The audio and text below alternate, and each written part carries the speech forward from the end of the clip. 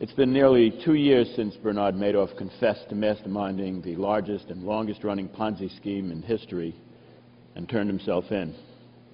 After that fateful day in December 2008, the Securities Investment Protection Corporation, which is tasked with ensuring victims of broker fraud or failure and recovering assets from the fraud of those victims, received over 16,000 insurance claims from Madoff's innocent victims. Of them, to date, SIPC has granted only 2,200. That means that right now, at this very minute, many, if not most, of the over 13,000 innocent victims of Bernard Madoff, who for years reasonably thought that they were entitled to SIPC insurance on the balance in their accounts in the unlikely event that their investments were entangled in a broker-dealer fraud or failure, instead are destitute and out of luck. And those are just the investors who filed actual claims. What crime did these investors commit? These 13,000 people and their families, like millions and millions of people who invest in our markets, put their trust in our financial system, its regulators, and its safeguards. 2 years after Madoff turned himself in, 2 years after these 13,000 people have been turned away time and time again from the protection to which they reasonably believed they were entitled, it has become very clear that Madoff robbed them, our system betrayed them, and our government failed them. Who's responsible? Who caused this problem? Who do we turn to? Who do the victims turn to? You know, people have reasonable expectations of government, its agencies, and the organizations that are created by them. Where I come from, if the police don't do their job and stand idly by when terrible things happen, if a doctor just stands around and doesn't do what he's supposed to do, if emergency responders show up in the ambulance, they just sit and watch the accident, people wind up suing those agencies and the city and the municipality and the government for negligence. Someone is liable, whether it's because of incompetence or misfeasance or malfeasance. Somebody is responsible for not fulfilling the reasonable expectations that people have and come to rely on. And here in the federal government, if there's not a legal responsibility, there certainly is a moral responsibility for creating the climate that people depended on.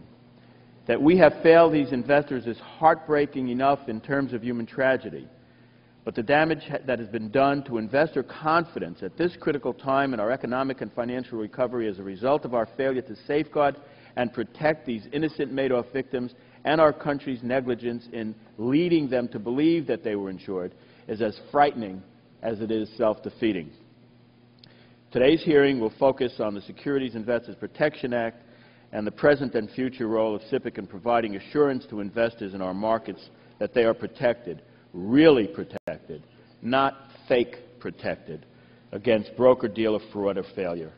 It is my strong hope that this hearing is a prelude to the subcommittee's consideration of the Ponzi Scheme Investor Protection Act, a bipartisan bill that I've introduced along with numerous members of this subcommittee in the House to provide some relief to many of those innocent victims of Ponzi schemes of all kinds who have been spurned by SIPC, and to proactively assure investors in our securities markets that they are protected against fraud, regardless of its scope or longevity.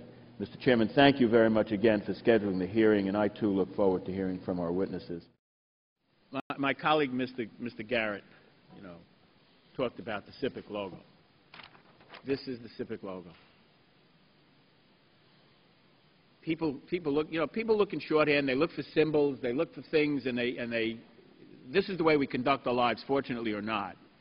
And we all get those little statements, from our financial institutions 15 times a week with all that fine print, and it's folded in 16 pieces, and we don't read it, and we throw it out, and sometimes we say, who made these people send this out? And then I scratch my head, and I said, oh, my God, what have we done?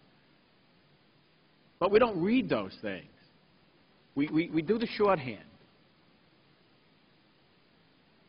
You know, and it says, you know, people go into the bank. It says protected by the FDIC, and people believe they know what that is. It's the government standing behind, and they got insurance up to a certain amount that we just increased in this last Congress. And they know they got insurance and the government standing behind it, and then they go to their broker and they see this, and it looks kind of like the same kind of deal. And you go to your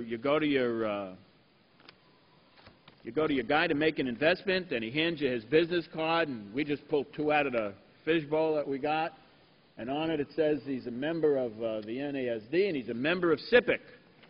And everybody's business card, they're proud they're a member of SIPC.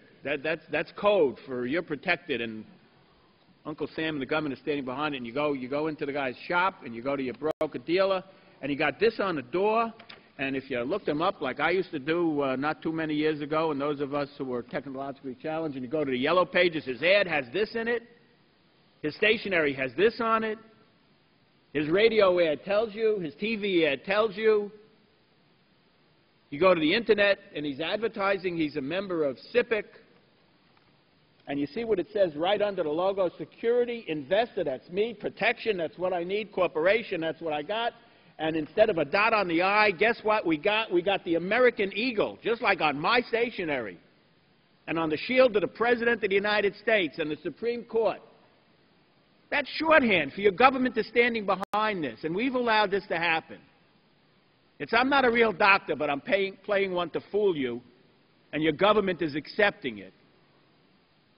And you got insurance for $500,000, except you ain't got nothing.